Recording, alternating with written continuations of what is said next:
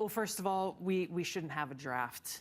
At all? No, I don't think so. What if it's an emergency? Well, the fact that they're bringing this up now, to me, points to the fact that the only reason we would need a draft is because our warmongering politicians are starting wars that they know the American people aren't going to support.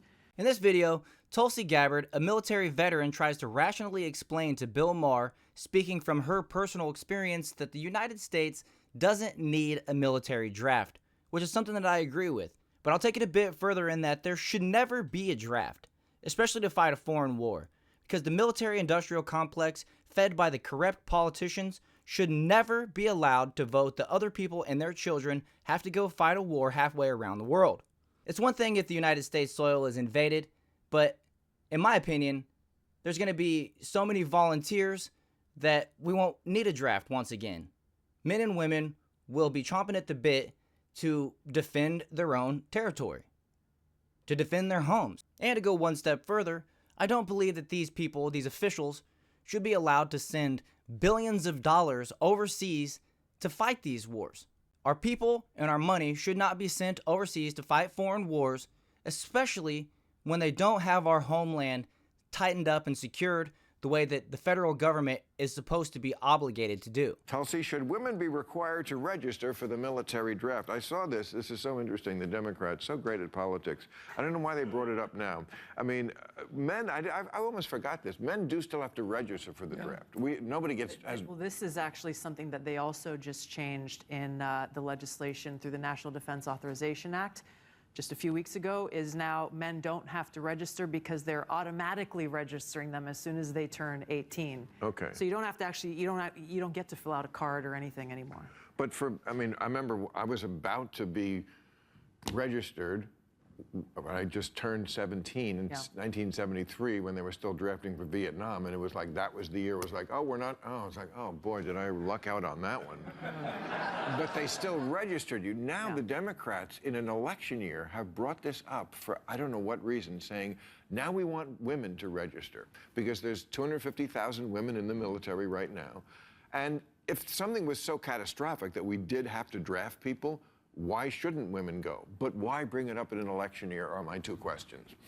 Well, first of all, we shouldn't have a draft. At all? No, I don't think so. What if it's an emergency? Well, the fact that they're bringing this up now, to me, points to the fact that the only reason we would need a draft is because our warmongering politicians are starting wars that they know the American people aren't going to support.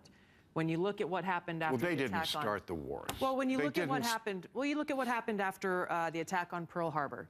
Thousands and thousands of people from all across the country set aside their lives and volunteered because they wanted to go and fight for freedom and security and for peace. And you look at what happened after the attack on 9/11, so many Americans like myself, we enlisted to be able to ensure the safety, security, and freedom of the American people. And so when you look, to me, it's a big red flag that they're bringing this up right now, first of all, as we have multiple wars burgeoning around the world. But as a you know, I've been deployed 3 times to different war zones. I don't want to be in a foxhole next to somebody who doesn't want to be there, first of all.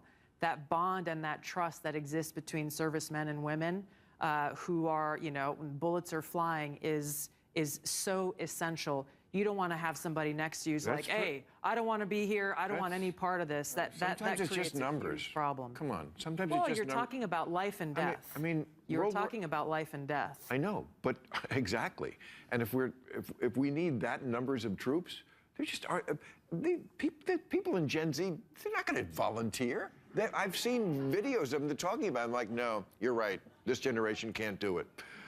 The number of people you're going to have is just going to be, it's going to be a smaller force. I mean, compared to, I mean, how many, there's over 1 billion Chinese people if the war breaks out with them.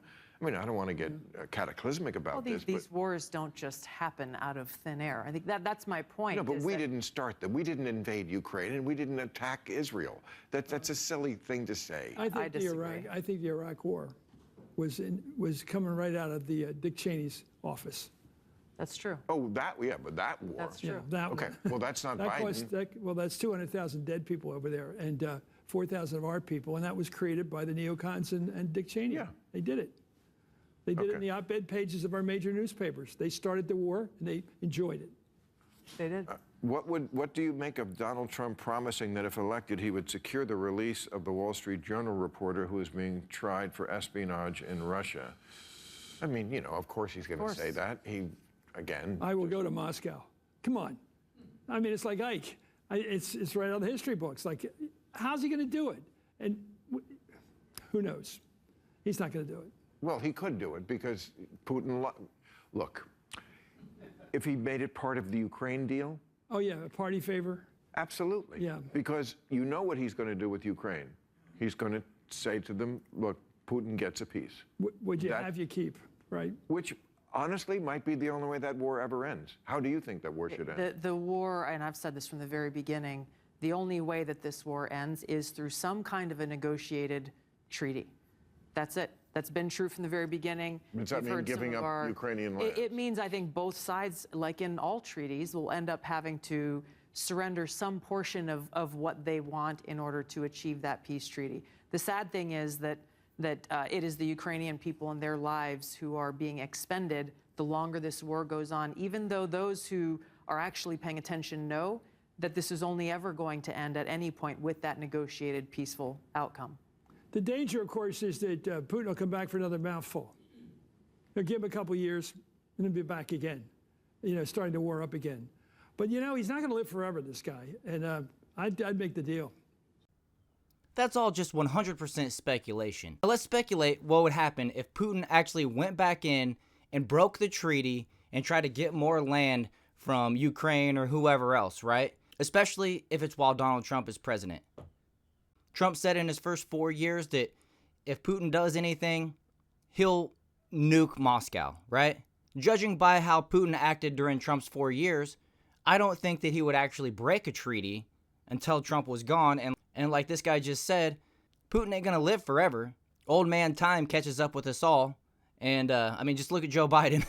Now, if Biden's the president for the next 4 years, and I don't even think that initial peace treaty would even be negotiated, this war over there in Ukraine is going to only be escalated to the point where it is full-fledged World War III. And a lot of people actually already believe that that's the scenario that we're in.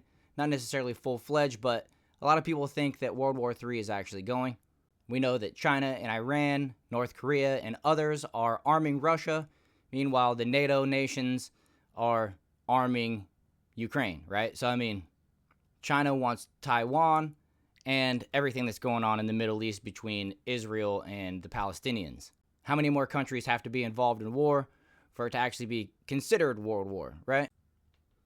And you know what? With that, I'm just going to go ahead and wrap this one up. I hope you enjoyed this video. If you did, hit that like button and subscribe to the channel, and I'll see you guys in the next one.